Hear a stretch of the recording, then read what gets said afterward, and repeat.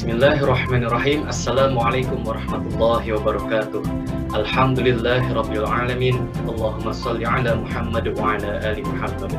Pemirsa, salam jumpa kembali di program Kabar Petang KC News edisi Jumat 15 Oktober 2021. Seperti biasa, kami akan menemani Anda membahas peristiwa paling menarik hari ini bersama narasumber yang berkompeten dan tentu dari sudut pandang Islam. Bersama saya Muhammad Fadilah Abdussalam, inilah Kabar Petang selengkapnya.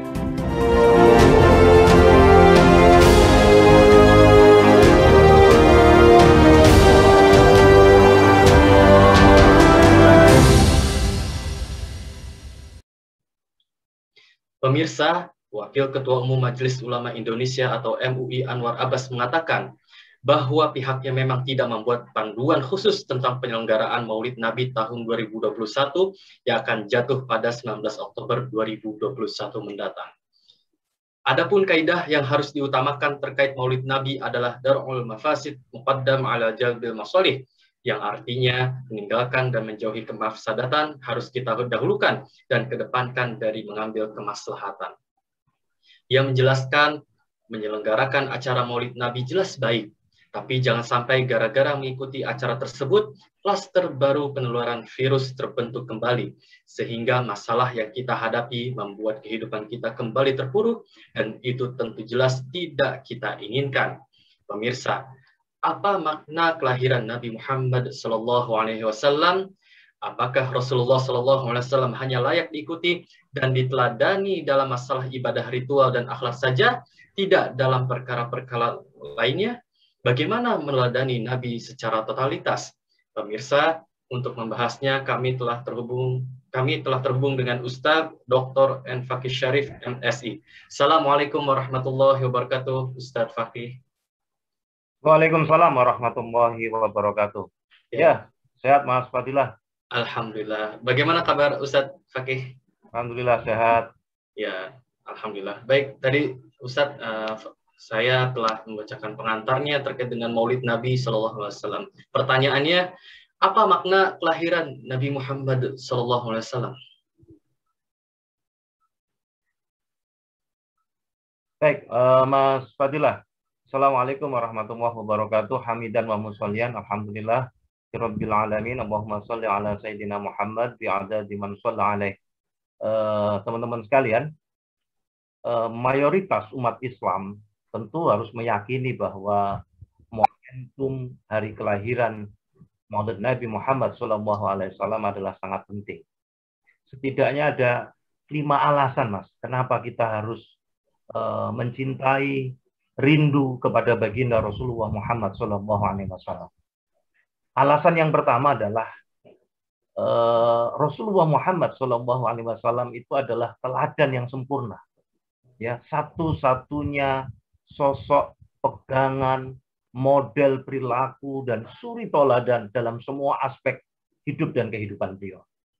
Jadi seorang orientalis Barat itu dalam buku 100 tokoh dunia, dia menempatkan Rasulullah nomor 1 ketika ditanya, kenapa engkau tidak menempatkan Isa? Kenapa engkau tidak menempatkan Newton, Thomas Alva Edison? Ternyata sang penulis orientalis Barat itu mengatakan seluruh hidup dan kehidupan Muhammad semuanya adalah teladan bagi umat manusia. Jadi sebenarnya umat Islam harusnya lebih bangga, harusnya umat Islam ketika mengenang kelahiran Rasulullah Muhammad SAW, yaitu menjadikan beliau sebagai teladan yang sempurna, ya, di dalam menjalani hidup, dalam menata kehidupannya. Dengan itulah nanti kita mendapatkan jaminan sukses dunia akhirat. Jadi alasan yang pertama kenapa kita harus mencintai, rindu kepada baginda Rasulullah Muhammad SAW, karena Rasulullah adalah teladan yang sempurna. Laqad kana lakum fi Rasulillahi uswatun hasanah. Demikian Mas Fadil. Ya, baik Ustadz Fakih. Menurut catatan sejarah, peringatan Maulid Nabi Muhammad SAW pertama kali diperkenalkan oleh Abu Sa'id al-Fa'muri, Gubernur Irbil, Irak, pada masa pemerintahan Sultan Salahuddin Al-Ayyubi 1138 hingga 1193 Masehi. Menurut sumber lain, yang pertama mencetuskan ide peringatan Maulid Nabi Shallallahu Alaihi Wasallam adalah Sultan Salahuddin Al-Ayyubi sendiri. Apa tujuan beliau waktu itu, Ustaz Fakih? Jadi mengenang kelahiran Rasulullah itu agar kita bisa merealisasikan teladan beliau. Jadi bukan hanya sekedar ritual ya memperingati Maulid Nabi dengan membaca sholawat, tetapi justru mengenang beliau, kelahiran beliau itu adalah agar kita ini mampu merealisasikan keteladanan beliau. Karena kalau kita perhatikan, orang yang paling keras mujahadahnya di dalam beribadah itu Rasul.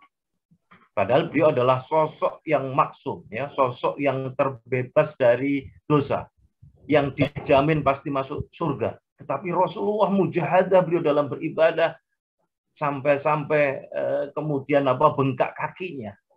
Itu agar beliau menjadi hamba yang bersyukur. Maka teladan inilah yang harus kita ingat. Yang kedua, beliau adalah pribadi yang paling mulia akhlaknya. Sampai-sampai Aisyah radhiyallahu an itu menyebut akhlak beliau adalah Al-Qur'an. Jadi Aisyah radhiyallahu anha itu berkata, Rasulullah adalah orang yang paling mulia akhlaknya.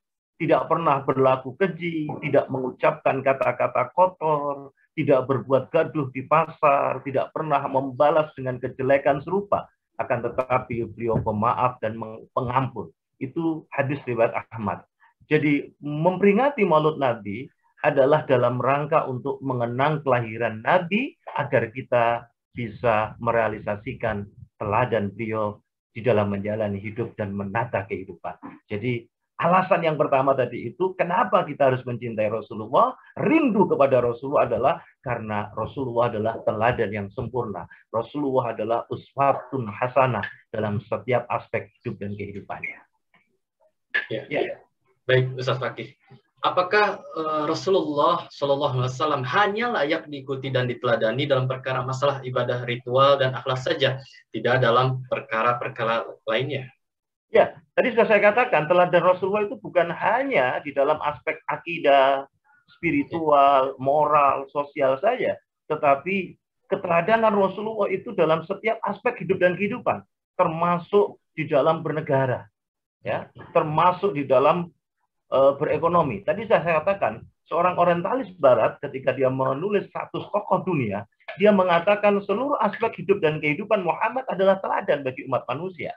Maka ketika kita mengaku mencintai Rasul, maka pengakuan cinta sama Rasulullah itu adalah menjadikan Rasulullah sebagai teladan dalam setiap aspek dan hidupnya. Yang kedua, kita jangan lupa, kenapa kita harus mencintai Rasul? Karena Rasulullah itu pembawa wahyu. Garansi yang membuat kita selamat dunia akhirat. Jadi garansi hidayah. Tadi saya seringkali mengatakan hidayah itu ada 4. Satu adalah hidayah akal. Itu gratis sudah dikasih oleh Allah. Sehingga manusia bisa membedakan antara nasi bebek dengan nasinya bebek. Nah, ini hidayah akal. Yang kedua adalah hidayah panca indera. Yang ketiga adalah hidayah naluri. Ketika manusia memenuhi kebutuhan jasmaninya, mau memenuhi nalurinya, maka ketika itu butuh hidayah yang disebut dengan hidayah agama, hidayah irsyad wal bayan. Nah, itulah Al-Quran dan As-Sunnah. Nah, jaminan, garansi bahwa kita akan selamat hidup kita di dunia dan akhirat adalah adanya wahyu, adanya hidayah agama. Dan hidayah agama itu sampai pada kita ketika kita menggunakan 3 hidayah dan memahami hidayah agama tadi, garansinya adalah wahyu yang dibawa oleh Rasulullah. Dan Rasulullah Muhammad adalah penyampai wahyu. Itu alasan yang kedua. Alasan yang kedua, kenapa kita harus mencintai Rasulullah Muhammad SAW? Karena Rasulullah adalah penyampai wahyu. Dan itu garansi yang membuat kita selamat hidupnya dunia dan akhirat ketika kita taat kepada Allah dan Rasulnya. Maka ketika kita bicara tentang Maulid Nabi, maka bicaranya teladan Rasul itu adalah dalam semua aspek harus kita contoh. Misalnya, ketika Rasulullah, bagaimana Rasulullah mengatur negara, bagaimana Rasulullah berperang, bagaimana Rasulullah sebagai kepala rumah tangga, bagaimana Rasulullah berbisnis, bermuamalah. Artinya seluruh aspek hidup dan kehidupan Rasul itu semuanya menjadi teladan. Itu tadi yang saya katakan alasan pertama. Kenapa kita harus mencintai Rasulullah? Karena Rasulullah adalah teladan yang sempurna. Yang kedua adalah Rasulullah penyampai wahyu. Maka kalau kemudian kita tidak taat sama Allah dan Rasulnya, kita tidak taat sama Rasulullah, maka artinya berarti kita tidak minta garansi. Kita berarti tidak minta selamat dunia akhirat. Maka saya seringkali kemudian tertawa, banyak pejabat di negeri ini, kalau sumpah jabatan diangkat tinggi-tinggi Al-Quran. Tapi ketika menjabat, apa yang terjadi? Apa yang terkandung di dalam Al-Quran justru diabaikan, justru ditinggalkan. Kalau ini yang terjadi, bagaimana mungkin kita mendapatkan baldatun thayyibatun wa rabbun ghafur, sementara sumpah jabatannya pakai Al-Quran, tetapi apa yang terkandung di dalamnya diabaikan. Demikian. Mas Salam, Abdul Salam. Ya, baik, Ustaz Fakih. Bagaimana agar peringatan Maulid Nabi Shallallahu Alaihi Wasallam saat ini berhasil membangkitkan kembali kesadaran dan semangat keagamaan serta ruh jihad kaum muslimin?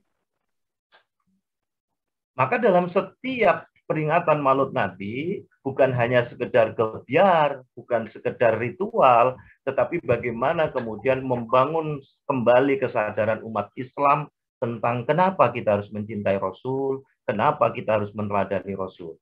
Tadi sudah saya sebutkan ada 5 alasan. Alasan yang pertama adalah Rasulullah sebagai uswatun hasanah. Yang kedua, Rasulullah adalah penyampai wahyu. Yang ketiga adalah Rasulullah adalah pemberi syafaat. Dan Rasul sendiri itu yang kemudian menyebutkan di dalam hadisnya. Jadi Rasulullah itu adalah pemberi syafaat. Saya adalah pemuka, sayyid anak-anak Adam di hari kiamat, kata Rasul. Dan saya adalah orang yang pertama kali memberi syafaat dan orang yang pertama kali diterima syafaatnya. Maka sudah sepantasnya lah kemudian kita sebagai umat Rasulullah Muhammad SAW memantaskan diri menjadi umat Rasulullah Muhammad. Bagaimana cara memantaskan diri? Menjadikan Rasulullah sebagai teladan, menjadikan Rasulullah sebagai uswah dalam seluruh aspek hidup dan kehidupan. Dan yang jauh lebih penting adalah apa? Rasulullah tadi pembawa wahyu, maka menjadikan Al-Quran dan As-Sunnah adalah menjadi tolok ukur. Artinya menjadikan syariat Islam itu untuk diterapkan di tengah-tengah kita. Karena dengan cara itulah kemudian kita layak mendapatkan syafaat dari baginda Rasulullah Muhammad SAW. Maka sungguh aneh kalau kita mengaku mencintai Rasul, mengaku kemudian Rasulullah itu pemberi syafaat, tapi kita tidak memantaskan diri menjadi umat Rasulullah Muhammad SAW. Maka kesadaran inilah yang harus terus-menerus kita bangun. Karena yang kita takutkan nanti pada saat di padang mahsyar, ketika kita mencari Rasul, kemudian kita minta syafaat, Rasul kemudian tidak ingat siapa kita. Oleh karena itu justru hari-hari ini kita harus kembali kemudian terus-menerus memantaskan diri menjadi umat Rasulullah Muhammad SAW dengan ketaatannya kepada Allah dan Rasulnya. Demikian. Ya baik, Ustaz Fakih.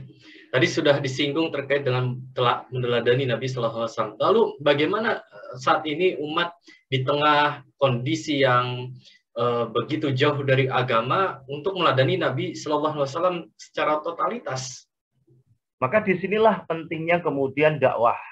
Disinilah pentingnya kemudian para ulama, para dai terus-menerus melakukan edukasi di tengah-tengah masyarakat untuk membangun kesadaran umat. Sampai umat memiliki kesadaran politik untuk mau diterapkannya syariat Islam. Kalau ini tidak kita lakukan, maka berarti kita tidak juga ikut meladani bagaimana Rasulullah berdakwah, kan gitu. Maka dalam berdakwah pun, maka kita juga harus mengikuti bagaimana thariqah dakwah Rasul. Jadi bukan hanya sekedar lucu-lucuan, bukan hanya sekedar kemudian dakwah menjadi sebuah sebuah profesi yang kemudian kalau ngundang sekian-sekian, ini justru amat memprihatinkan sekali, apalagi kemudian beberapa hari terakhir kita mendengar itu bagaimana kalau ini yang terjadi. Maka saya pernah menulis sebuah puisi, malu ya Rasulullah, aku menjadi umatmu di negeri yang terbesar di dunia, negara yang mayoritas umat Islamnya terbesar di dunia, tetapi syariatmu diabaikan, ajaranmu diabaikan. Malu ya Rasulullah, aku menjadi umatmu di negara terbesar, umat Islam terbesar di dunia, tetapi para dai-nya, para pengemban dakwanya yang lurus dipersekusi dan sebagainya. Saya pernah ungkapkan dengan bentuk puisi itu, malu ya Rasul. Untuk menyindir siapa? Menyindir kita semua. Lebih-lebih para penguasa, lebih-lebih para ulama, agar kembali kepada apa? Tugasnya Untuk apa kalau para ulama adalah berdakwah? Untuk mencerdaskan umat, membimbing, mengarahkan umat. Karena al-ulama warasatul anbiya. Ulama itu pewaris para nabi. Demikian. Ya, baik Ustadz Fakih. Terakhir, saat ini umat Islam sesungguhnya sedang dilanda sejumlah persoalan berat dan kompleks. Lalu apa makna Maulid Nabi SAW dan relevansinya dengan kondisi saat ini? Maka ketika kita menghadapi kondisi yang semacam ini, maka tadi saya mengatakan kita harus ingat, kita harus kembali kepada Allah dan Rasul-Nya. Saya tadi sudah menyebutkan ada alasan, harus saya bahas 3. Yang pertama, kenapa kita harus rindu? Kenapa kita harus mencintai Rasulullah? Yang pertama adalah Rasulullah itu teladan yang sempurna dari uswatun hasanah. Yang kedua, Rasulullah itu penyampai wahyu. Yang ketiga, Rasulullah itu pemberi syafaat. Yang keempat, Rasulullah itu menjadi pembela kita di hadapan Allah. Ketika pada saat sakaratul maut, ketika Rasulullah ditanya oleh malaikat, didatangi oleh malaikat apa? Israil. Rasulullah masih bertanya, mana Jibril, mana Jibril? Dan ketika Rasulullah bertanya, mana Jibril, mana Jibril? Maka kemudian turunlah Jibril alaihissalam. Jadi pada saat ketika Rasulullah didatangi malaikat Israil, ketika nyawanya mau dicabut, Rasulullah itu masih gusar.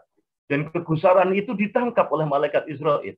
Dan ketika Rasulullah bertanya, mana Jibril? Kemudian Jibril turun. Dan ketika Jibril turun, ternyata Rasul bertanya, bagaimana kondisi umatku nanti ya Jibril? Anda bisa bayangkan, Allahumma sholli ala Muhammad.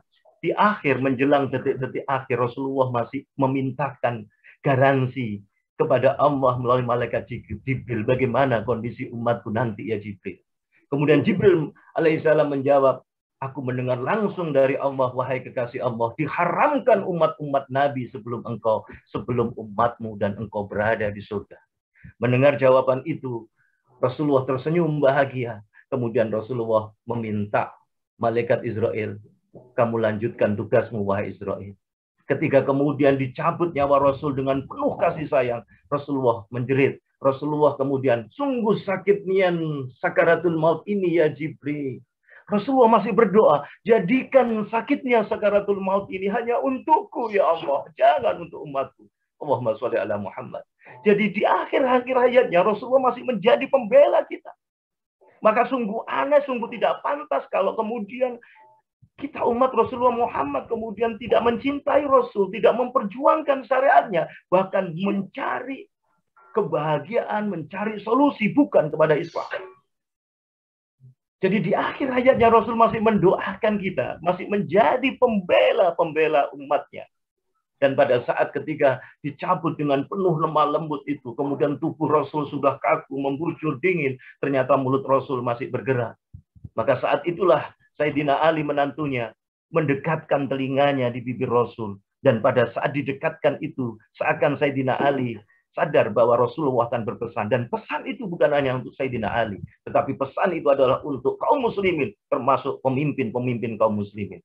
Apa pesan Rasul itu? Jagalah sholatmu, dan peliharalah orang-orang yang terlantar di antara kalian. Dan kalimat terakhir sebelum Rasulullah menghadap kehadiran Allah Subhanahu wa taala, Rasul mengatakan ummati, umatku, umatku. Yang kelima, kenapa kita harus mencintai Rasulullah, rindu pada Rasulullah dengan cara berjuang menegakkan syariatnya? 9 hari sebelum Rasulullah wafat, Rasulullah sering ziarah ke makam para syuhada Uhud. Dan di tengah perjalanan Rasulullah kemudian menangis. Dan sampai kemudian Rasulullah ditanya oleh para sahabat, ya Rasul, kenapa engkau menangis? Aku rindu kepada saudara-saudara. Kemudian para sahabat bertanya, bukankah kami semua adalah saudara engkau ya Rasul? Kata Rasul, bukan. Kalian semua adalah sahabatku. Sementara saudaraku adalah zat yang belum berwujud. Di dalam riwayat yang lainnya Rasul mengatakan, aku rindu kepada saudaraku. Mereka tidak pernah mendapatiku, tetapi mereka beriman kepada aku. Siapa orang yang sangat dirindukan sampai Rasulullah menangis di hadapan para sahabat? Itu tidak lain adalah umatnya Rasulullah Muhammad SAW. Tidakkah kemudian kita rindu? Tidakkah kemudian kita mencintai Rasulullah? Rasulullah menyebut kita dengan saudaraku. Ketika para sahabat tadi menjawab, bukankah kami saudara engkau? Rasul mengatakan, bukan. Kalian semua adalah sahabatku. Sementara saudaraku adalah zat yang belum berwujud. Di dalam riwayat yang lainnya Rasul mengatakan, aku rindu pada saudaraku. mereka tidak pernah mendapatiku, tapi mereka beriman kepada aku. Allahumma sholli ala Muhammad. Tidakkah kita rindu kepada Rasulullah Muhammad SAW? Tidakkah kemudian kita mencintai Rasul? Tidakkah kemudian kita memantaskan diri menjadi umat Rasulullah Muhammad SAW sehingga kita layak mendapatkan syafaat dari beliau? Maka dengan cara itu, peringatan Maulid Nabi ini adalah, pesan pentingnya adalah kita harus mencintai dan merindukan Rasulullah dengan 5 alasan tadi, sehingga kemudian kita bergerak untuk mengedukasi masyarakat, terus membangun kesadaran politik umat untuk diterapkannya syariat Islam di tengah-tengah masyarakat. Demikian, Mas. Allahumma sholli ala Muhammad wa ala ali Muhammad. Baik, terima kasih Ustadz Dr. N. Fakih Syarif MSI telah bergabung pada program Kabar Petang kali ini. Ya, sama-sama. Assalamualaikum warahmatullahi wabarakatuh, Ustadz Fakih. Waalaikumsalam warahmatullahi wabarakatuh. Pemirsa Kabar Petang, semoga Anda mendapatkan banyak manfaat dari acara kami. Sampai bertemu lagi di jam dan channel yang sama setiap hari. Jangan lupa untuk like, subscribe, dan klik lonceng untuk mendapatkan notifikasi dari KCN News. Jangan lupa di tanggal 20 Oktober kita akan menyaksikan primer film Jejak Khilafah di Nusantara kedua. Yang belum daftar, silahkan mendaftar. Yang insya Allah nanti linknya ada di kolom deskripsi. Akhirnya saya Muhammad Fadil Habussalam bersama kru yang bertugas undur diri. Tetap sehat, tetap semangat, dan tetap taat. Wassalamualaikum warahmatullahi wabarakatuh.